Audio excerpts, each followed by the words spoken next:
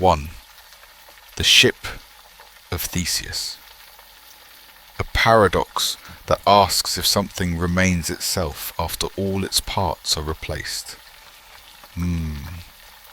Imagine a ship creaking softly in the fog, its boards one by one replaced until not a single splinter of the original remains. Is it still the same ship? Or just a ghost wearing the same nameplate? I ask because tonight, lying in bed, you are also slowly replacing yourself, a skin cell at a time, a memory at a time, until the you who began this day isn't quite the same as the you listening now. I first met the Ship of Theseus as a boy, staring at the wooden stair railing in my grandmother's house, each spindle sanded and painted so many times it seemed older than time itself. I touched it and wondered if her love for me was like that railing layers upon layers of different wood, held together only by habit. Some philosophers say identity is a fiction, like believing your childhood teddy bear is still your bear, even though the stuffing is new and the button eyes have been swapped for glass. Others insist there's a soul, some fragile little thread running through all those changes, humming faintly. So I lie awake in my own bed, wondering, am I my childhood self? That boy who wore red pajamas and chewed on a wooden spoon? Or have I long since become another person, another ship, a stranger with my name painted across the prow? The Ship of Theseus rocks in my mind at 2 a.m. when the house is so quiet I can hear my pulse in the pillow. And that thought that maybe I've already replaced myself 100 times helps me drift into sleep like sinking into water. Because if everything's already gone once, what's left to worry about now? 2. Zeno's paradoxes. The idea that motion itself might just be an illusion. Oh, let me tell you about the turtle. Not just any turtle, mind you, but the turtle Zeno's turtle. It's still moving, very slowly, toward Achilles. Or rather, it's not moving. Or rather, it's moving in such a way that it never, ever catches up. You see, I told you this would make your head heavy. Here's how the tail crawls along the swift hero Achilles gives the turtle a head start in a race. But to catch up, Achilles must first reach the point where the turtle began. And by then, the turtle has inched a little further. And Achilles must reach that point.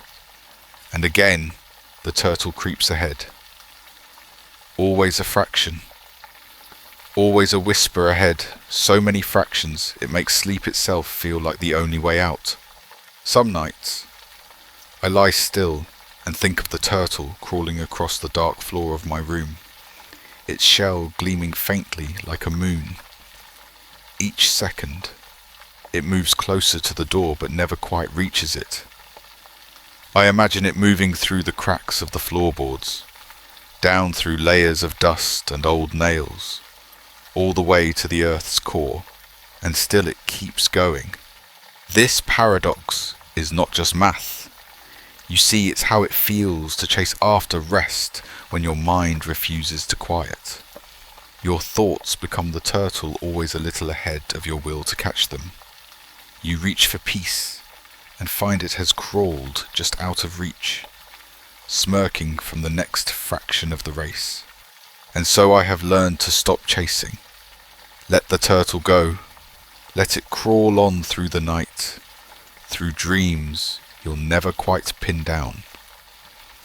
I have learned to lie back and whisper, "Fine, old friend, win the race. Leave me here to sleep at last." 3. Solipsism. The suspicion that you might be the only consciousness in existence. Ahem. Lean in. if you would, for this one is rather delicate. Solipsism whispers that all the world is nothing but your own dream, that I, for example, am just a polite little figment conjured by your mind, mumbling philosophy to keep you entertained while you lie in the dark. Oh, how charmingly arrogant. Don't you think to believe the stars themselves twinkle just to amuse you? Like fairy lights strung up by some sleepy butler in your subconscious. Yet, it's hard to disprove. I've tried. I've pinched myself and shouted into empty rooms and begged strangers to surprise me. But perhaps they only surprise me because I expect them to.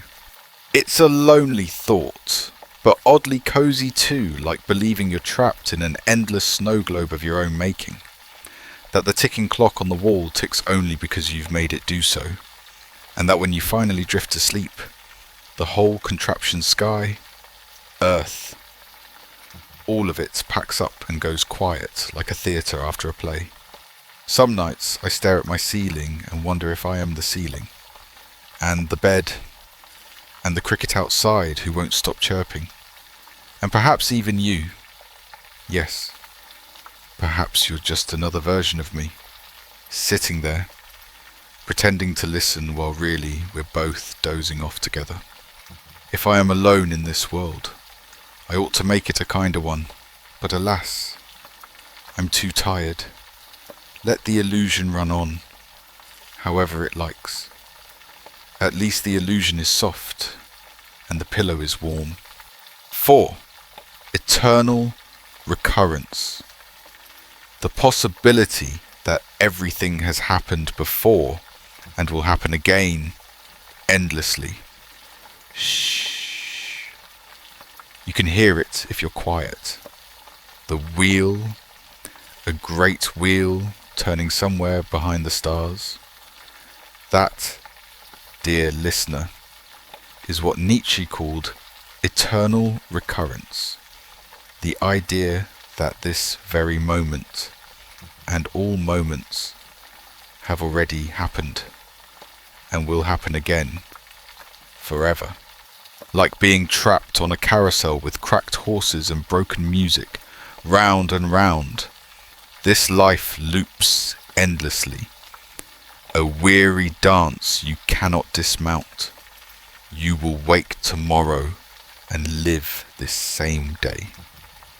You will climb into bed again, this same bed, and listen to this same voice mumble about philosophy, again and again and again. Sometimes it feels comforting, like the gentle rhythm of rocking back and forth in a hammock, predictable and safe. And sometimes it feels like being hugged by a handcuffed teddy bear, sweet, but unsettling. I once sat at a bus stop in the rain, and I thought, have I already sat here? Have I already counted these same drops? And then I was sure that this soggy little moment would repeat until the sun burned out. If you really believed the wheel turned forever, would you live differently, or would you simply lie back and watch it spin? I, for one, have decided to make peace with the carousel. If I must go around forever, I'll at least choose the prettiest horse, the one with the chipped paint and the faint smell of cinnamon. And so, dear sleeper, if tonight feels familiar, that's because it is. Close your eyes. You've been here before. You'll be here again, and that's quite all right. 5. The veil of Maya, the illusion that hides reality from us. Let me tell you about a veil, not a pretty bridal veil or a magician's scarf, but an ancient silk thin curtain stretched across the entire cosmos, invisible, fluttering, immovable. The Hindus call it Maya, and it obscures what's real, leaving us with only shadows and shimmering illusions. You think you know what you're looking at, the dim outline of your dresser, the comforting weight of your blanket, the digital glow of your phone at 1:43 a.m. But what if it's all just the flickering of shadows on a wall, as real as dreams, but no more lasting? When I was younger, I once tried to see through the veil by staring at a candle flame until my eyes watered. I thought maybe, just maybe, it would tear and reveal something truer behind it. A skeletal god with moss in its teeth, or a chorus of monks snoring in a golden cave. But nothing came, only dizziness. Philosopher Arthur Schopenhauer believed this veil is what keeps us from madness, that behind it is the terrifying, pulsing, endless will and unstoppable hunger that drives all things. A blind craving, like when you crave sleep and your body just won't let go. So the veil stays, like a dreamy Instagram filter over the raw meat of the universe. We wear it gently over our eyes, pink-tinted, soft focus, falsely flattering, and really thank heaven for it. I don't want to see the will. I just want to watch my bedroom walls shimmer like old film and pretend I'm safe behind the veil, wrapped up in sleep, fooled again and again and again. 6. Pascal's wager. A gamble on the existence of God just in case. Imagine this. A casino built into the sky, staffed by angels who chain smoke behind pearly slot machines. That, in essence, is Blaise Pascal's famous little wager, a bet you're already playing whether you like it or not. Here's how it works, said Pascal. If you believe in God and he exists, jackpot eternal bliss. If you believe and he doesn't exist, you lose nothing. But if you don't believe and he does, oh, you poor fool. Burn, baby, burn. So, bet on God, not because you're devout, but because it's statistically safer, which is very funny. If you think about it, wagering your immortal soul like a slightly guilty poker player trying not to lose their vacation fund. When I first heard this idea, I was 7, and I imagined God as a grumpy dealer at a cosmic blackjack table. Fold, I whispered. I fold. But then I changed my mind, just in case. Pascal didn't say which God to believe in. That's the real kicker. Believe in something.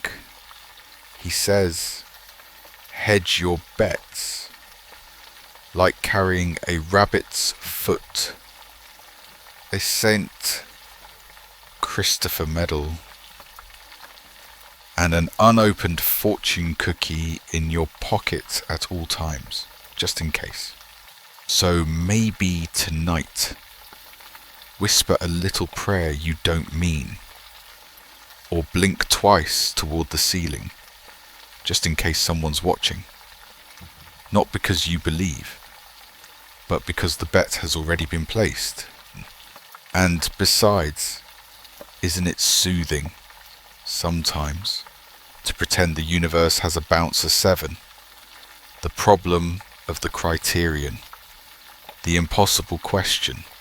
How can you know what you know without already knowing there's a little riddle tucked inside your pillow tonight? Careful, it bites. The problem of the Criterion asks, how do you know what you know to figure that out? You need a standard, but to know the standard, you'd already have to know something, like trying to build a ladder while standing on the clouds. Some philosophers, sleep-deprived like me, have spent entire winters in dusty libraries, gnawing on this paradox like it was stale bread. They argue about whether knowledge comes first or the criterion for knowledge comes first. And meanwhile, outside, the seasons change and nobody notices. I once met a professor who claimed he'd solved it. He stood in the corner of his office, in socks with a hole in the toe, muttering, "We just start somewhere, doesn't matter where, anywhere." His tea was cold. His eyes were wild. He didn't sleep that night. Neither did I. When the darkness presses against my window and I find myself wondering whether I really know I'm lying here at all, I remember him and his socks. Sometimes you just have to pick a rung on the ladder and pretend it's sturdy, even if the whole thing wobbles like a drunk flamingo. So tonight, don't worry about which comes first. Just let yourself believe you know what your blanket feels like, and let that be enough to carry you under. 8. The infinite monkey theorem. Given enough time, random chaos can produce anything. Picture this, a room full of monkeys hammering away at typewriters for eternity. Not just any monkeys, big, soft-eyed baboons with cigarette ash clinging to their fur and distant sadness in their posture. They're typing, always typing, and somewhere in that infinite clatter of keys, they will purely by accident write the complete works of Shakespeare. And your name, and the exact thoughts you're having right now, every word, every story, every possible story, will eventually be written. It's oddly beautiful, isn't it, that chaos can produce Hamlet, that a mess of meaningless noise can, just by chance, produce something that makes you weep at 3 a.m. When I can't sleep, I sometimes hear them in the walls, the monkeys, tapping, coughing, whispering to each other about the futility of their labour. Sometimes they pause, stretch, and stare directly at me. Keep going, I tell them, you'll get there. And in a way, they already have. Because tonight, you're lying here, thinking about them, imagining the tick of their keys in the darkness, and that thought itself was one of their infinite stories. Maybe we're all just monkeys banging on typewriters in the dark, waiting for meaning to slip through our fingers like a poem we didn't mean to write. So sleep now. Let the monkeys keep typing for you. They've got it covered. 9. The Trolley Problem. The dreadful choice between two terrible outcomes. Ah, the trolley again. Always the trolley. You're standing at the edge of a track, and a heavy, ancient trolley screeches toward 5 people tied to the rails. There's a lever beside you.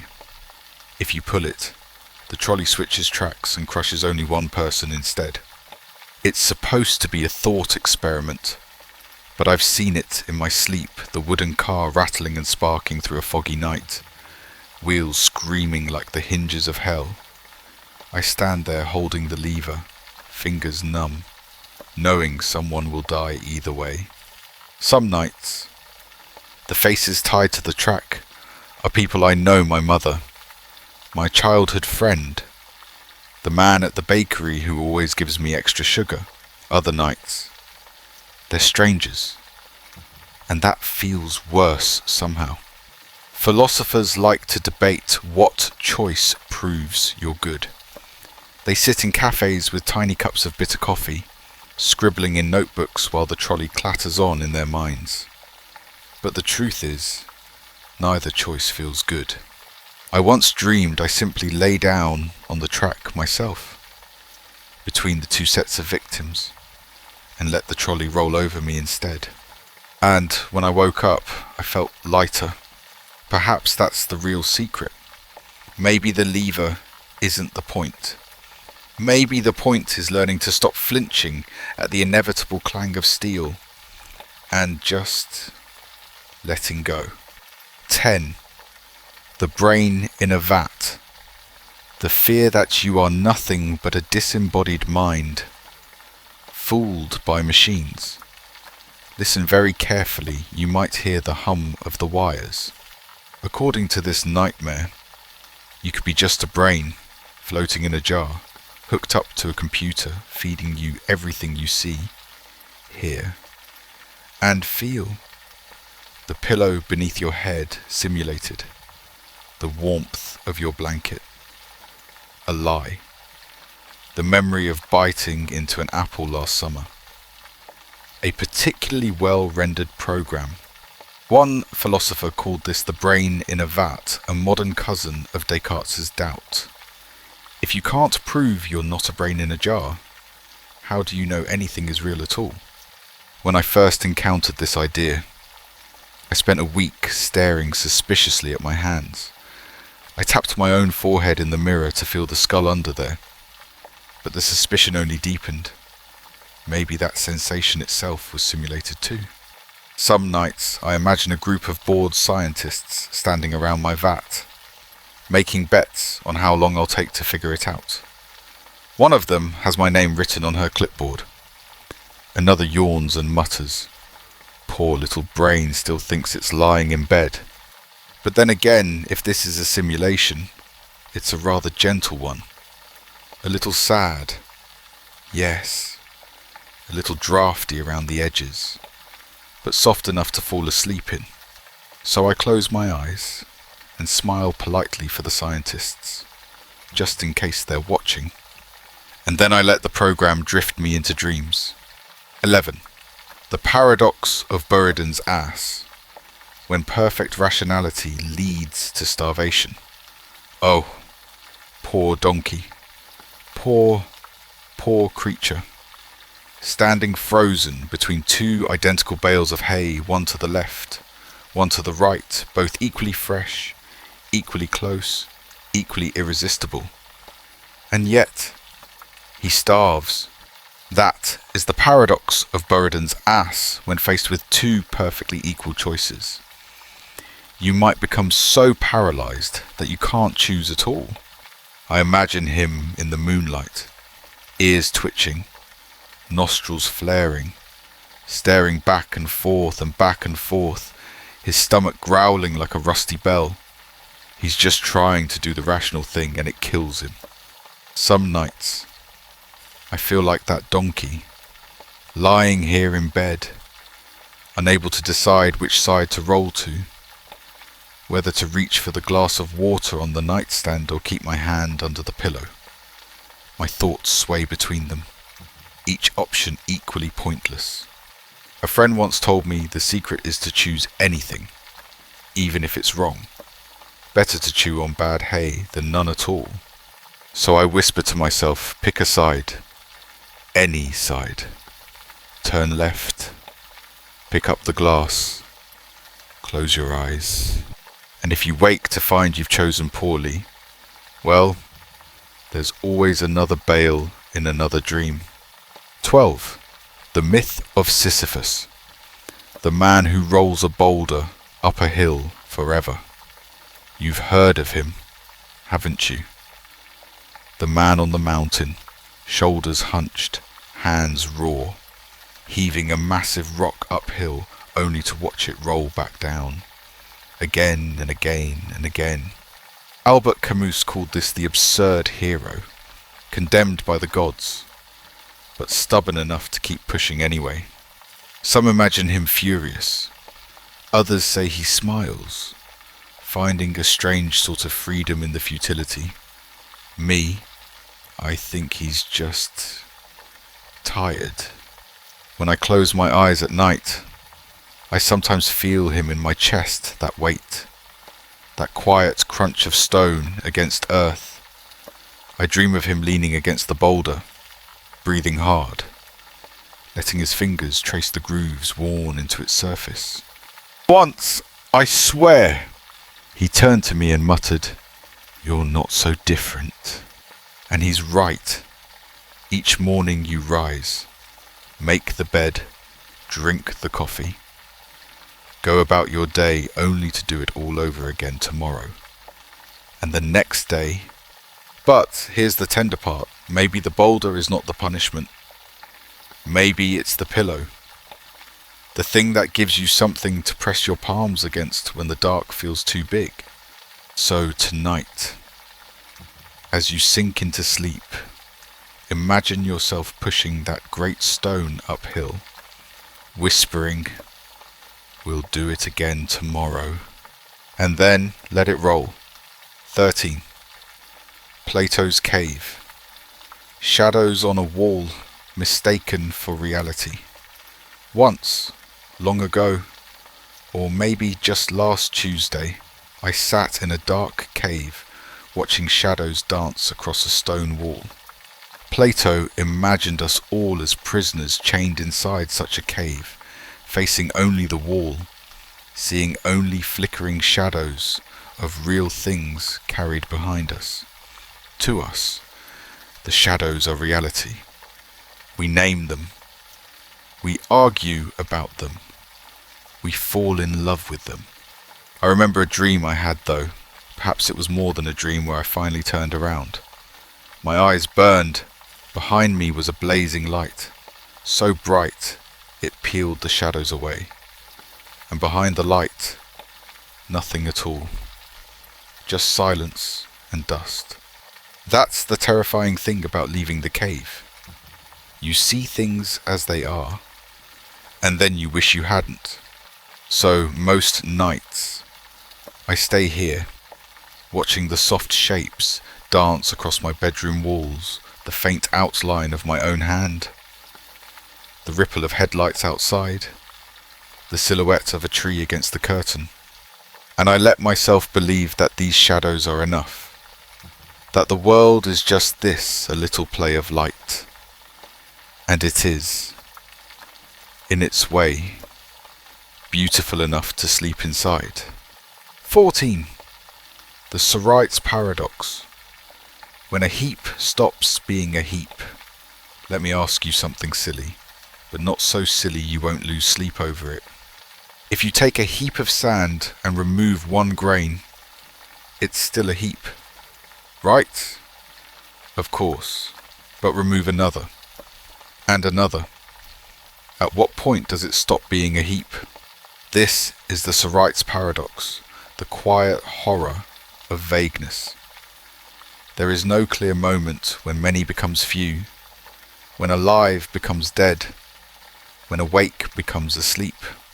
I once sat by the sea, letting sand run through my fingers, grain by grain, and it struck me if I keep going long enough, I won't have a beach anymore, just dust.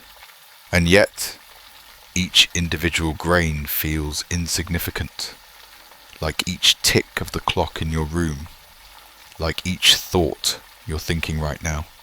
So I lie here sometimes, wondering if tonight is the night I lose the last grain, the one that makes me a heap of myself.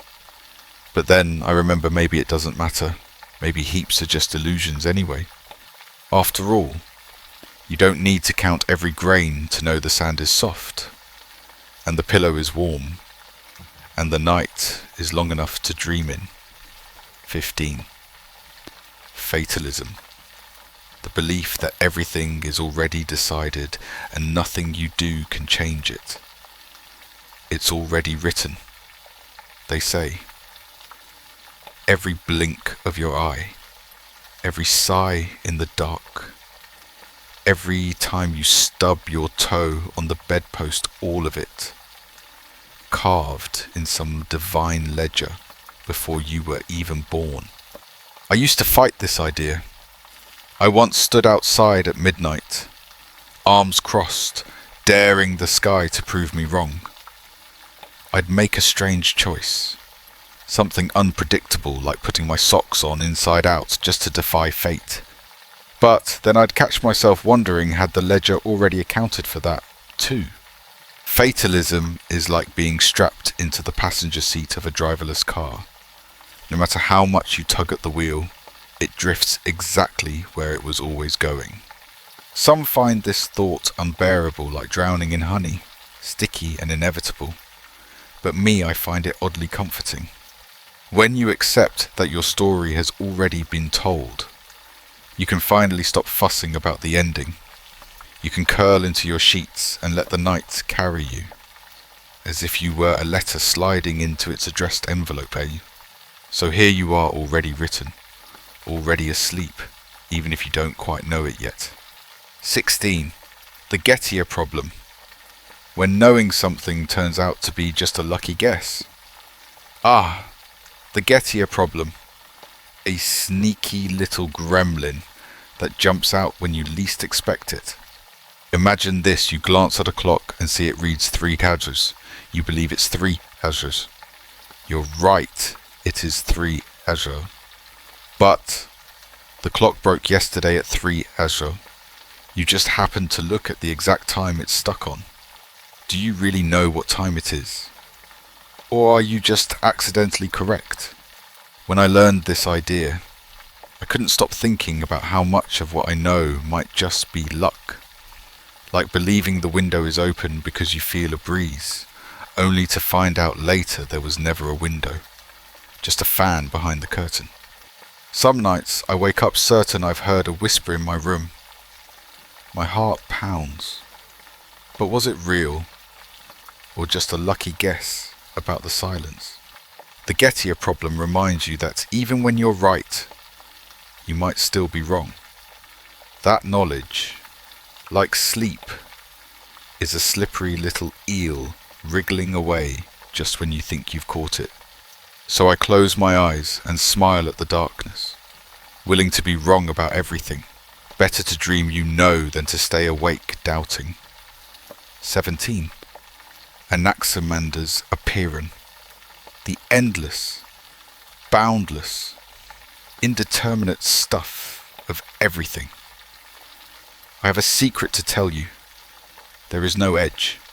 Anaximander, a wiry little Greek with too many scrolls and not enough sleep, said that everything comes from the Apeiron the boundless, a shapeless, infinite source from which all things emerge and to which all things return. Not water, not air, not fire, something deeper, darker, weirder, like black velvet that stretches forever in every direction, thick and whispering. I once tried to imagine it while lying in the grass at night. The stars above looked like holes poked in a curtain, but beyond them, no curtain, just more, and more, and more. The Apeiron isn't kind, or cruel, it just is. Limitless and indifferent, like the quiet hum behind your thoughts when you're too tired to think. Some find it horrifying. I find it lulling. Because if there's no edge, then there's nothing to fall off. No place to stop. Just one vast, endless, sleepy everything. So when you close your eyes tonight, imagine yourself sinking backward into that boundless soft as smoke, endless as a yawn, warm as the dark. 18. The problem of other minds. The haunting question of whether anyone else is truly conscious. Can I let you in on a worry that has gnawed at philosophers for centuries? How do you know anyone else is real? Really real with their own thoughts, their own feelings, their own little inner monologue, whispering them to sleep. This is the problem of other minds. You can see my body, you can hear my words, but you can't crack open my skull and peek at my consciousness like a glowing ember. For all you know, everyone else, me, your parents, your cat could just be intricate puppets, clever simulations, empty shells smiling at you through the dark. When I was a child, I stared at my mother's face for hours while she slept, trying to catch her pretending, to see if her breathing was mechanical. But she just snored softly and rolled over, leaving me no wiser. And even now, I sometimes lie awake wondering if yes, you are just another piece of scenery in my own private dream. Or worse, maybe I'm scenery in yours. But here's the thing, even if no one else is conscious, they still leave notes on your desk and kiss your forehead and wave at you from windows. So tonight, pretend I'm real. Pretend we're both real. Pretend the world is full of sleepy minds blinking out like stars one by one. And when you wake up, you can decide if you still believe it or not. 19. The omphalos hypothesis. The unsettling idea that the universe was created already looking old. Oh, this one makes me chuckle in a hollow sort of way. Imagine this, the universe, all of it created just 6,000 years ago, or yesterday, or 5 minutes ago, but with all the fossils already buried, the light from distant stars already mid-journey, the paint on the Sistine Chapel already dry. This is the omphalos hypothesis. Omphalos means navel, as in Adam being created fully grown but with a belly button, as if he'd had a mother he never really had. I first learned this theory in a museum, staring at a trilobite fossil, wondering if it had ever really scuttled along the sea floor, or if it was placed there to trick me into believing in ancient seas. It's an idea that teeters between brilliant and cruel. What if every memory you have of birthdays, first kisses, childhood bruises, was baked into you the moment you came into being? Some people find that idea maddening. Me, I find it sleepily liberating. Because if the past is a lie, then it weighs nothing. And all you need to do is close your eyes and let the illusion wash over you. Maybe this pillow was placed here, too already warm, already moulded to the shape of your head. So rest. The world may only have started 5 minutes ago, but it's still soft enough to sleep in. 20. The teletransportation paradox. The question of whether you survives being taken apart and put back together. Step into the chamber, won't you? You stand on a platform. A humming machine scans you down to the last atom, disassembles you in a sparkling whir, and reassembles an identical copy of you elsewhere. Every molecule, every memory, perfectly replicated. And here's the rub, is that you on the other side, or is it just a very convincing imposter? I once lay awake imagining myself split apart, like glitter scattered in the dark, and then reassembled on the other side of the room, but leaving some ghost of myself behind on the platform, frowning faintly, arms crossed. The teletransportation paradox reminds you just how fragile you really is, just a configuration of parts. No more sacred than a sandcastle rebuilt grain by grain. Some say continuity is an illusion anyway, that the person who started this day is already gone, replaced cell by cell by the one lying here now. So why worry about what survives? Better to close your eyes and let yourself scatter and reassemble in dreams. You'll wake up tomorrow, mostly you, or someone close enough. And if not, well, at least you'll still fit your pyjamas up. 21. Nietzsche's death of God. The unsettling declaration that God is dead and we killed him. Ahem. Forgive me if I whisper this one. It feels impolite to say it too loud at night. Nietzsche once declared, God is dead, and we have killed him. Not literally, of course, but he meant the old, comforting idea of God, the great cosmic parent watching over us, had been snuffed out by our own cleverness. I imagine it like blowing out a birthday candle you didn't really want to extinguish. At first it seems thrilling, rebellious, and then the dark sets in. When I first read those words, I pictured a vast cathedral at midnight, full of empty pews, the stained glass black as a starless sky. Somewhere, faintly, a bell still tolls. Not because anyone is ringing it, but because that's just what bells do. It's not so much that God vanished, it's that we stopped looking up, stopped whispering prayers into the pillow, stopped leaving a plate out for him at dinner. Some find that thought liberating. No more rules, no more judgment.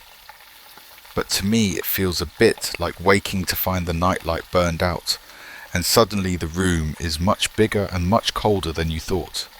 So tonight, you might want to light a little candle in your mind. Even if no one's watching, even if you suspect the cathedral is empty, because sometimes the illusion is the only thing that lets you sleep. 22. The shipwreck of the self. The idea that the self is like a fragile raft at sea doomed to sink. I once dreamed I was floating on a broken door in the middle of a black ocean. The philosopher Montaigne spoke of the shipwreck of the self, the idea that the you cling to is just a rickety raft of stories and habits, slowly splintering under the waves. You tell yourself you're solid, that your name, your face, your memories form a sturdy little vessel. But the sea, the sea has no patience for such things. Some nights I feel it rocking beneath me. I feel the boards creak and give way. My hands grasp the edges until my knuckles ache. I once asked a sailor how to survive in such water. He shrugged and said, "You don't. You just stop fighting. Float if you can, sink if you must." And that's the tender part of this idea, that maybe the self isn't meant to endure. Maybe it's meant to fall apart so you can become something else. So, tonight, let go of the raft. Let it drift into the dark. You can always build another in the morning. 23. The argument from evil. The question, if God is good, why is the world so cruel? This one sighs like an old man in the corner of the room. If God exists, and if he is all-powerful and all good, then why do bad things happen? Why stubbed toes? Why earthquakes? Why empty beds and hungry children and mosquitoes that buzz in your ear at 3:12 a.m.? This is called the argument from evil. Some philosophers clutch it like a dagger. Others weep over it like a broken violin. I remember lying awake one rainy night, listening to a stray cat yowling outside, and thinking surely a loving creator would have designed a less pitiful sound, or no sound at all. Some say suffering is a test. Some say it's part of a grand, unknowable plan. Others, the weary ones, the ones who never quite stop frowning, say it proves there's no plan at all. But here's what I've learned: even if the world is cruel, it still gives you a pillow to bury your face in when the questions get too heavy. And that's something. So tonight, when you feel the weight of it pressing against your ribs, remember the mystery may never resolve, but sleep softens the sharpest edges. And in the morning the cat will still be yowling, and you'll still be here to hear it. 24. The absurd. The clash between our desire for meaning and the universe's silence. Let me confess something quietly, the universe is a terrible conversationalist. We cry out for meaning, for a sign, for a purpose, and the stars just keep on twinkling, mute and indifferent. Albert Camus called this the absurd, the dissonance between your desperate yearning for sense and the cold, blank stare of the cosmos. I once tried shouting at the night sky, a kind of childish dare. Tell me something, I demanded. It said nothing. Of course, only blinked its little lights and waited for me to tire myself out. That silence can feel cruel. But Camus suggested we embrace it, to stop demanding answers and start reveling in the beautiful nonsense of it all, like dancing on a stage where no one's watching, or writing a love letter to someone who'll never read it. When the absurd catches up to me at bedtime, I imagine the stars are just shy, that their silence is not malice, but a kind of ancient, sleepy kindness. And so I close my eyes, let the absurd hum softly in the dark, and drift away. Not because I understand, but because I've stopped asking. 25. The paradox of the heap's disappearance. When removing just one more thing erases everything. Some nights I dream I'm sweeping dust into a little pile, sweeping and sweeping, watching the heap grow smaller and smaller. And then poof, it's gone. But I don't remember which brushstroke erased it. This is not quite the same as the Sorites paradox you heard earlier. No. This is Schruller. This asks, when you've been slowly chipping away at something you love, when did it stop being what it was? Was it the second book you sold from the shelf? The 10th kiss you didn't give? A philosopher once told me it's like plucking petals off a rose. It remains a rose, until it doesn't. But you can never point to the precise petal that killed it. I felt this in my own bed. One night I realized my childhood blanket frayed, patched, washed thin as tissue no longer smelled like home. But I couldn't say which wash took that away. You never catch the moment the heap disappears. You only wake to find the dust scattered back into nothing. So tonight, hold on to whatever still feels whole. The faint warmth in the sheets, the whisper of your own breath. Sleep before it slips away. 26. The infinite regress. Every explanation demands another and another and another. Ah, here we go again. Why is the sky blue? Because light scatters. Why does light scatter? Because of molecules. Why are there molecules? Because of atoms. Why atoms? Why anything? This is the infinite regress, the maddening staircase that never ends, each step requiring another step behind it. When I was young, I once asked my grandfather why we existed. He chuckled, tapped my forehead, and said, "You're standing on the wrong rung to see that. I've been climbing ever since, rung after rung. Question after question, only to find the ladder extends forever into the fog. Some say the regress proves nothing makes sense. Others say it means everything is secretly connected, an endless chain humming quietly through the night. For me, it simply means you're allowed to stop climbing whenever you like, to close your eyes, let go of the railing, and feel yourself drift downward into sleep. After all, if the ladder never ends, there's no shame in resting on one of its softer steps. 27. Parmenides' denial of change. The idea that nothing ever truly changes and all change is an illusion.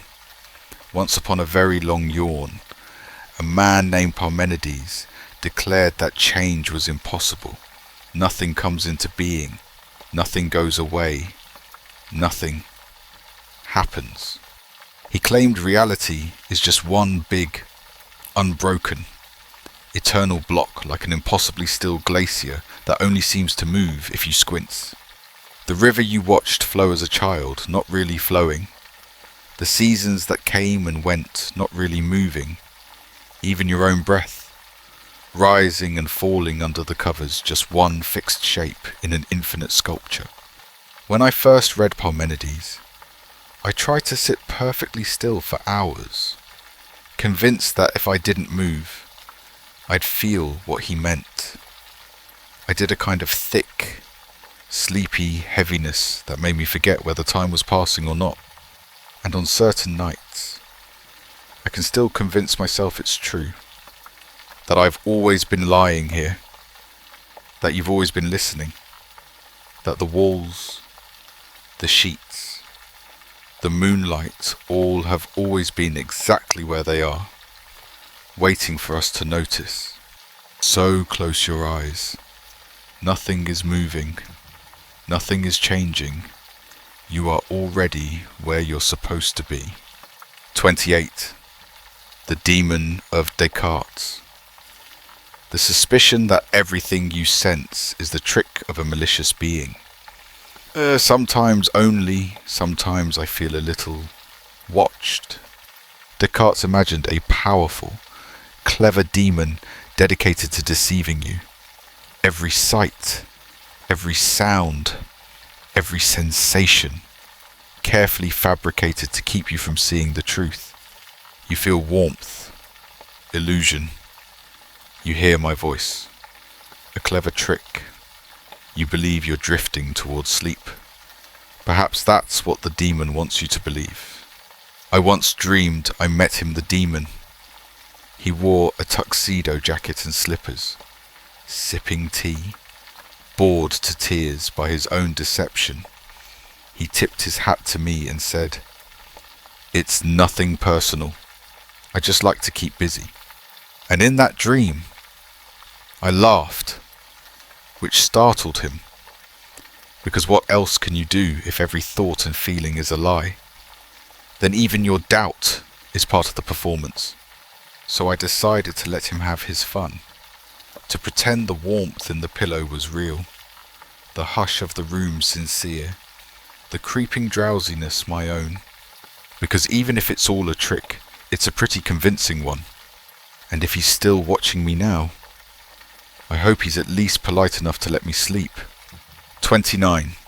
The problem of identity over time. How can you be the same person tomorrow or even 5 minutes from now? Let me ask you something soft, like a lullaby whispered through a cracked door. Who are you right now? Not yesterday's you, not tomorrow's. This you, this strange, blinking creature under the sheets. Philosophers fret over the fact that you seems to change with every breath.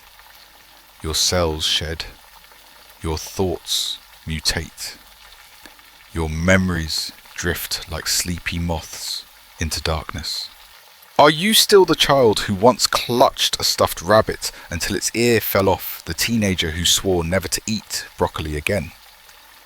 The person who started listening to this voice a few minutes ago? I once tried to hold myself perfectly still all night, convinced that if I didn't move, maybe, just maybe, I could preserve the me that lay down.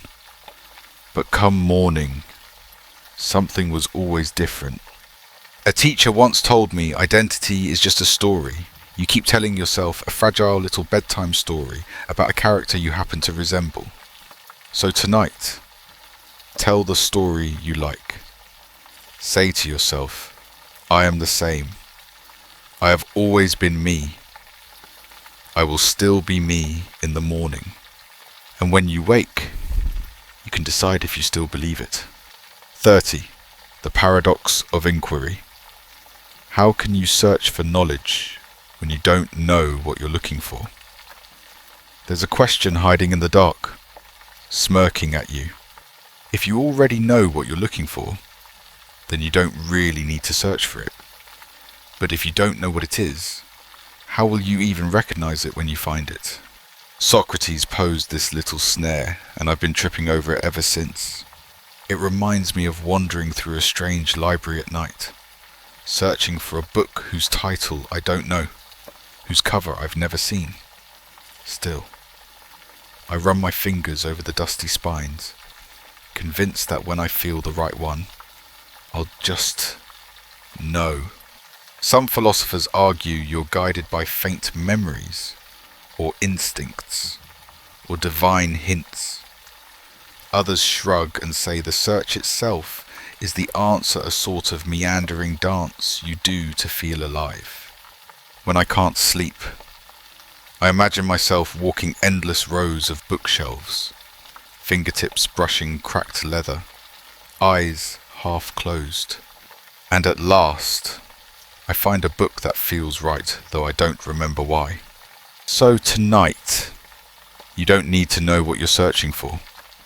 Just let your mind wander through the shelves, trusting that when it stumbles across sleep, it will recognize it well enough to stay. 31. The problem of free will. Are you really choosing anything or just following a script? Let me tell you something quietly.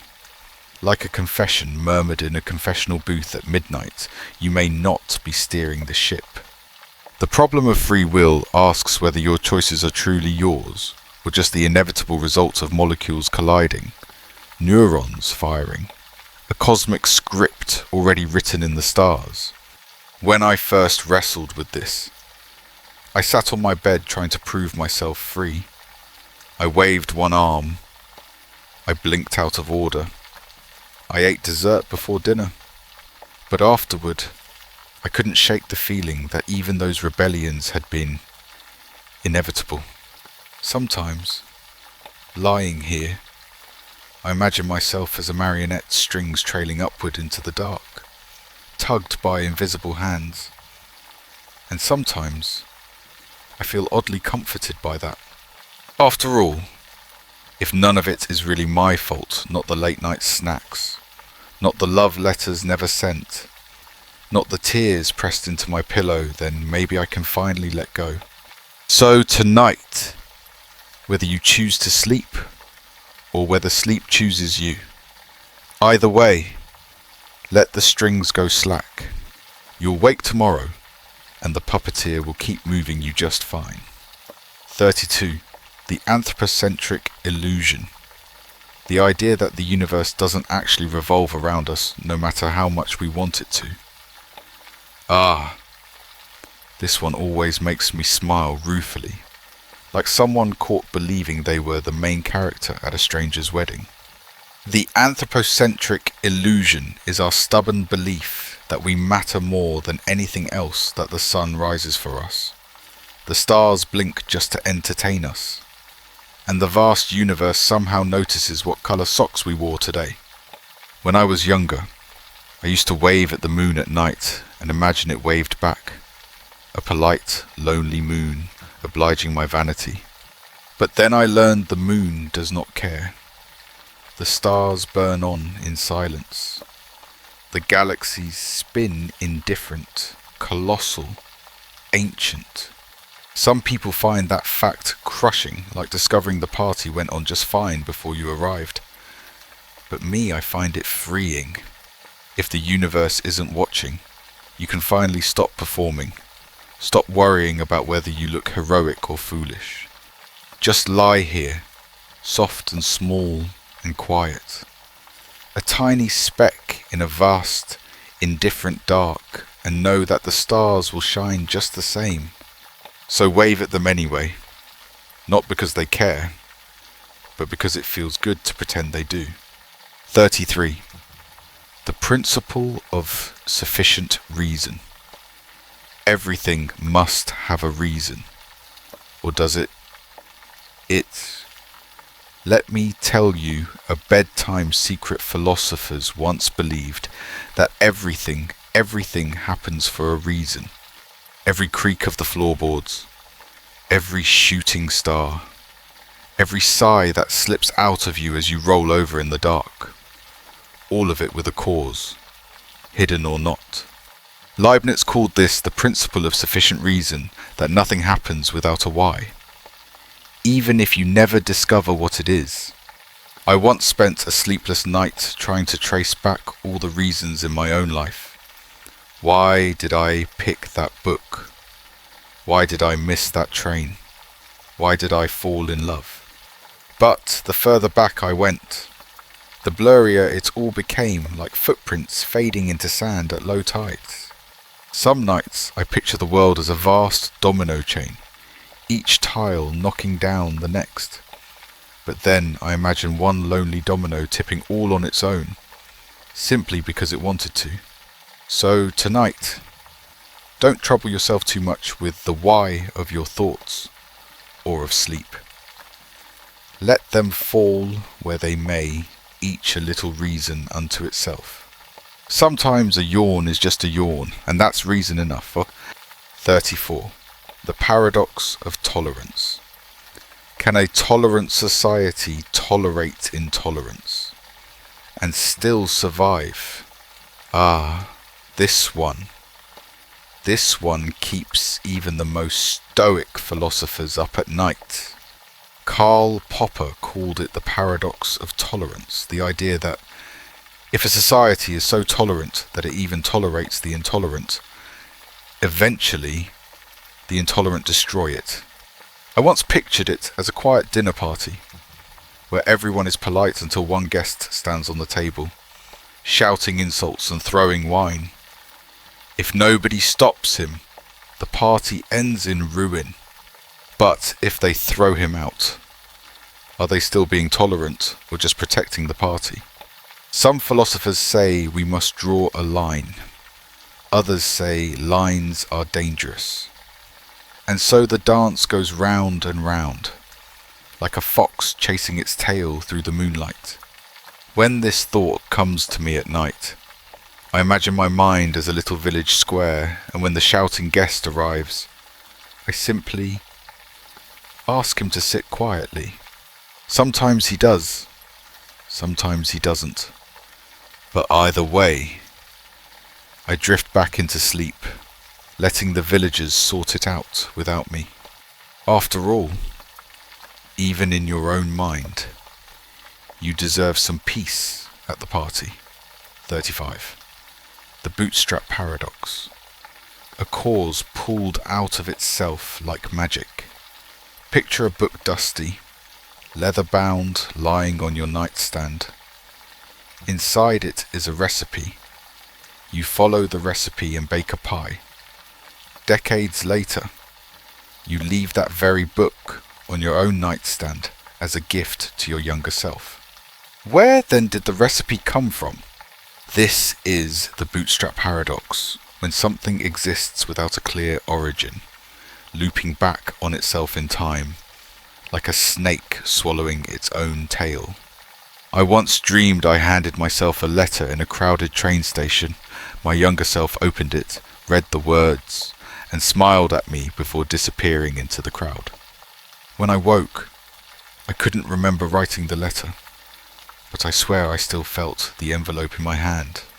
Sometimes I think we are all our own little paradoxes, habits and hopes and fears, handed down to ourselves again and again until we forget who began it.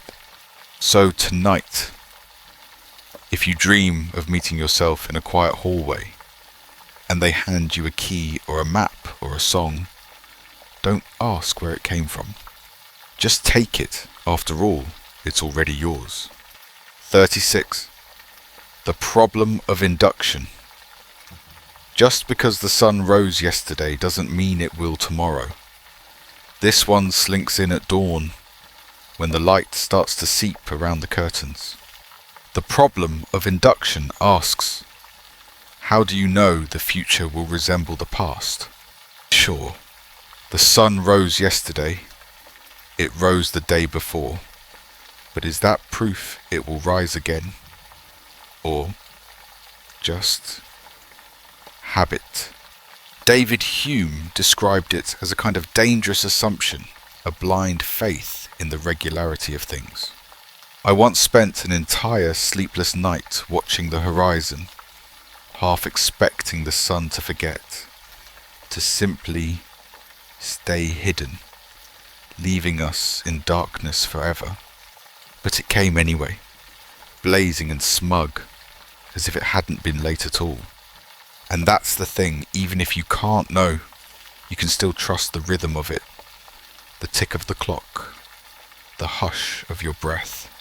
So tonight, when you close your eyes, don't demand guarantees. Let the darkness do what it does. And if the sun does forget tomorrow, well, at least you'll be asleep when it happens. 37. The paradox of omnipotence. Can an all-powerful being create a rock so heavy even it cannot lift it? Ah, this one arrives like a sly little riddle slipped under the door. If a being is truly all-powerful, can it create a stone so heavy that even it cannot lift it? If it can't create it, then it's not all-powerful. If it can, but then can't lift it, still not all-powerful. A perfect little loop, a trap made of words. I once imagined God sitting in his workshop late at night, chiseling away at a massive, glowing boulder, muttering under his breath, then stepping back, wiping his brow, and realizing he'd painted himself into a corner. What does omnipotence even mean? Anyway, maybe it isn't about lifting boulders at all. Maybe it's about knowing when to stop making them. And when I lie awake thinking about this feeling, the weight of my own invisible stones pressing down on me, I sometimes wonder if the point is not to solve the paradox, but to let it rock you gently, like a cradle that's too heavy to push anymore. So tonight, leave the boulder where it lies. Close your eyes. Let someone else carry the weight, if anyone can. 38. The Sleeping Beauty problem. When probability plays tricks on your sense of reality, how appropriate. No, this one's already half asleep. Here's the setup. You're put to sleep on Sunday. While you're out, a coin is flipped. If heads, you're woken on Monday, then go back to sleep. If tails, you're woken on Monday and Tuesday, but with your memory erased between. When you wake, you have no idea which day it is. What are the odds the coin landed on heads? Some say 50%, some say 33%. All agree it feels unfairly confusing for such a sleepy question. I once dreamed I was Sleeping Beauty herself, waking again and again in the same dusty tower, never sure if it was Monday or Tuesday or forever. And in the dream, I stopped caring about the coin, or the odds, or the numbers. I simply let myself wake whenever they told me to, smiled faintly at the sunlight, and drifted back under. So tonight, don't worry what day it is, or what chance brought you here. Just pretend it's always the right time to sleep. Heads or tails either way, the pillow wins. 39. The problem of the Criterion again, but this time as a dream you can't wake from. Ah, yes, you've heard this one before. Or have you? We must know what is true to choose a standard for truth, but we must already have a standard to know what is true. Round and round it goes, like a drowsy carousel. Last night I dreamt I was walking through a foggy village, asking everyone what time it was. Some pointed at the sun, others at broken clocks, others at their own shadows. None agreed. And as I wandered, I realized the ground beneath me was made of clocks too, all ticking differently. And the more I stared, the more they melted into pools of silver.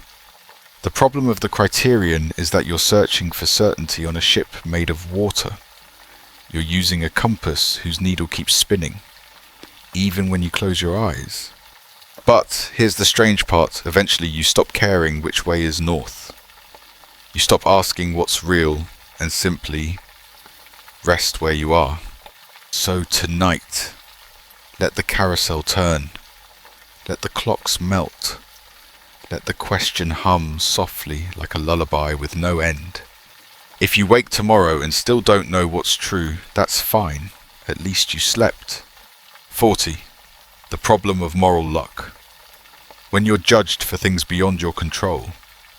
I remember once spilling tea on a stranger's lap and apologizing 100 times, only to realize she was laughing. This is what philosophers call moral luck, when your goodness or badness depends on circumstances you couldn't possibly have chosen. Two drivers speed home in the dark. One makes it safely, the other hits a child in the road. Both made the same choice, but only one is condemned. I think about this when I lie here in the quiet, judging myself for everything I did and didn't do. How much of it was really me? How much was just luck? There was a philosopher who compared it to walking through a storm blindfolded. You may make it through dry, or you may be struck by lightning, but you're still just walking. So tonight, forgive yourself. Whatever judgments linger in the dark, let them drift like smoke. If goodness is just another kind of luck, then perhaps you've already won a little just by being here. Close your eyes. The storm is outside. In here, you're safe. 441. The problem of the criterion of beauty. Who decides what is beautiful and why does it matter? I once stood in front of a painting for so long, the museum guard fell asleep. Was it beautiful? I couldn't tell. Someone had written about it in a thick book with words like sublime and masterpiece. But all I saw was a smear of gold that reminded me of butter on toast.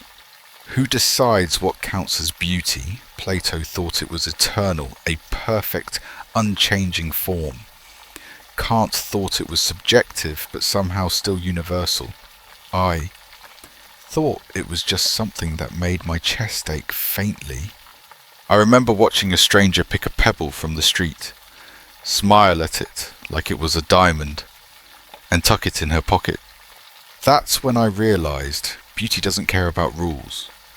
It appears where it pleases in chipped coffee mugs, in the way moonlight slides across the wall, in the warm weight of a cat asleep on your belly.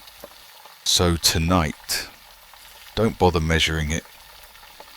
Let yourself find it where it hides, maybe even in the hush of your own breath. Close your eyes. You are already lying inside something beautiful. 42. The veil of ignorance. The idea that fairness requires not knowing who you'll be. This one drifts in like a quiet game played behind a curtain. John Rawls suggested that to design a fair society, we should imagine ourselves behind a veil not knowing our gender, wealth, abilities, or luck. Only then could we choose laws and rules without stacking the deck. When I think about it in the dark, I picture a room full of sleepers, each dreaming they are someone else, none of them knowing who they'll wake up as when the morning comes. It's an odd sort of comfort, really, to imagine a world where nobody knows yet whether they'll be the king or the beggar, the teacher or the pupil. Some nights I pull the blanket over my face and pretend it's my own little veil of ignorance, soft and secret, and try to imagine how I'd live if I didn't know who I'd be tomorrow. And it makes me a little gentler, a little quieter, as though I were already preparing to wake up in someone else's skin. So tonight, let the veil settle over you. Sleep behind it. Whoever you are tomorrow, you'll still fit just fine. 43. The paradox of fiction. Why do we cry for things we know aren't real? Once, in a dark theatre, I wept for a character who never existed, and as I walked home under the stars, I wondered if she was only ink and light. Why did my chest hurt like she'd been my sister? This is the paradox of fiction. You know the story isn't true, yet you feel real emotions anyway. Your body believes in shadows on a screen, ink on a page, whispers in your ear. I once sat up half the night rereading the last chapter of a book, feeling as though my own hands were shaking inside the story. Why does it work? Some say it's empathy wearing a mask. Others say it's our minds tripping over themselves, unable to tell the difference between memory and make-believe.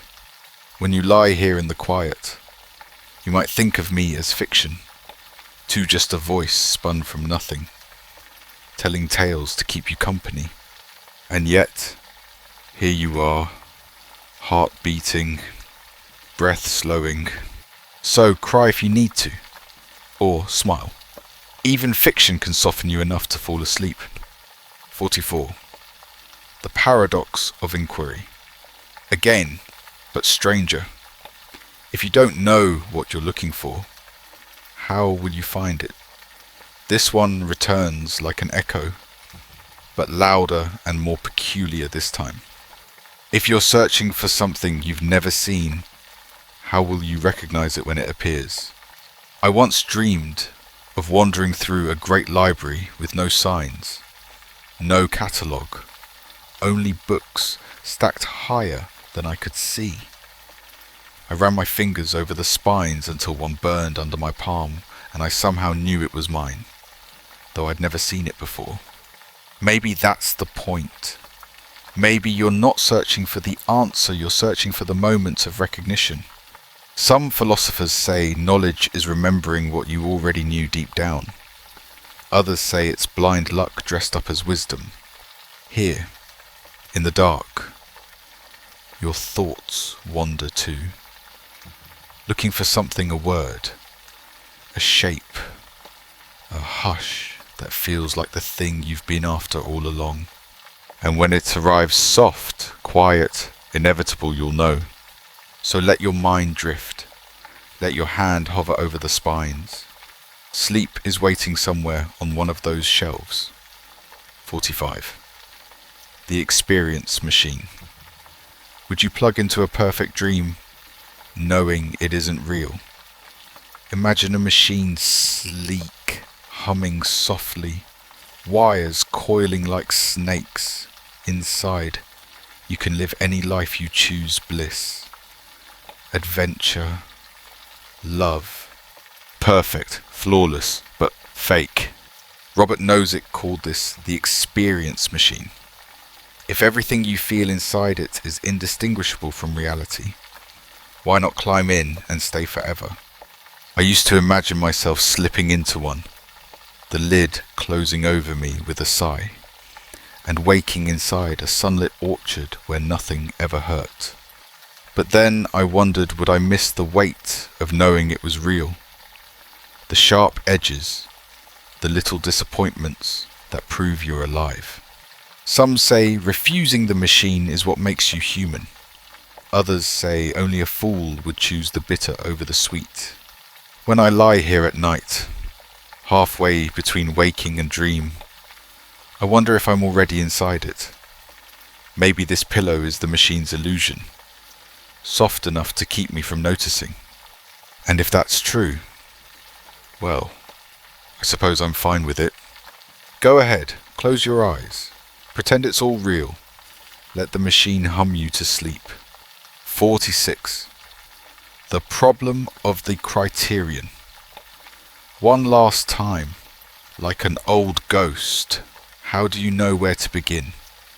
Yes, again, like a tired refrain from a song you don't quite remember. The problem of the Criterion never really goes away. It just sits patiently at the edge of thought, asking how do you know anything without already knowing something else. I once dreamed I was standing in a field of doors. Every door led to another door, and every door required a key I didn't have yet. So I stopped, sat down in the tall grass, closed my eyes, and the doors disappeared. Some say the trick is to simply begin. Pick a door. Any door. Pretend you know what you're doing until the walls stop spinning. Some nights, lying here, I feel the doors waiting, thousands of them, and I smile faintly at their persistence. You don't have to open them all tonight. You don't even need a key. Just let them fade into the dark while you drift away. The answers will still be waiting when you wake. 47. The tragedy of the commons. When everyone's small choices ruin everything. Once upon a sleepless night, I stood at a water fountain and watched it trickle dry. The tragedy of the commons describes a quiet sort of doom when everyone uses just a little more of something they share, and together they destroy it. A meadow overgrazed, a river poisoned, a silence broken. I once dreamed of a banquet table that stretched forever, every guest politely taking just one more bite until the tablecloth ripped, and the plates shattered on the floor. We all think our little piece won't matter, but the meadow doesn't care who took the last blade of grass. When I think of it at night, I feel a little guilt for every careless footprint, every sip of water, every word spoken too loud. But then I remember even the stars in the sky are commons, and still they shine, despite everything. So tonight, take only what you need, just enough of the blanket, just enough of the quiet, and leave the rest for morning. The stars will still be there. 48. The argument from illusion. When your senses deceive you, what can you trust? I once swore I saw a face at the window pale, watching only to find it was a curtain caught in the wind. The argument from illusion reminds us that our senses can betray us. A stick in water appears bent. The moon looks bigger at the horizon. The night whispers things that aren't there. How many times have you dreamed you were awake or woken thinking you were still dreaming? I once sat on a park bench in the fog and couldn't tell if the person beside me was real or a trick of the light. We talked for hours before they vanished into nothing. Does that mean nothing is real? Or just that realness is slippery, more like a song half remembered than a stone you can hold? Tonight, don't fret if the shadows in your room seem to shift, or if the faint creak of the floor sounds like footsteps. Close your eyes, and let yourself believe, if only for now, that everything you feel is true. Even if it's not, it's true enough to sleep on. 49. The last man. A future where everyone is comfortable and nobody dares to dream. I once dreamed of a world so quiet, it hurt my ears. Nietzsche called it the last man. A future where humans have given up ambition, danger, striving content to sit in soft chairs, sip warm drinks, and mutter we have invented happiness to themselves until they die. I pictured them once, these last men. They wore pajamas all day, argued about nothing, and fell asleep with faint smiles, too afraid to ask for more. Some say it sounds lovely, no more suffering, no more struggle, but I find it haunting. Even here, lying under the blankets, I feel the faint pull of something larger, something just out of reach, and I know I'd rather keep reaching than sit quietly forever. So tonight, as you rest, dream bigger than the last man would dare. Let the soft chair hold you for now. But remember, even sleep is a kind of rebellion if you wake with fire still in your chest. 50. The eternal silence of infinite space, the vast, indifferent quiet that surrounds us. And so we come to the end, not with a bang, but with a hush. Pascal once wrote about the eternal silence of infinite space, that haunting quiet between the stars that makes our little lives feel smaller than a breath. I once stood under a black sky and felt it pressing down on me, endless and cold, like an ocean of velvet. I wanted to scream just to prove I was here, but my voice would have been swallowed whole.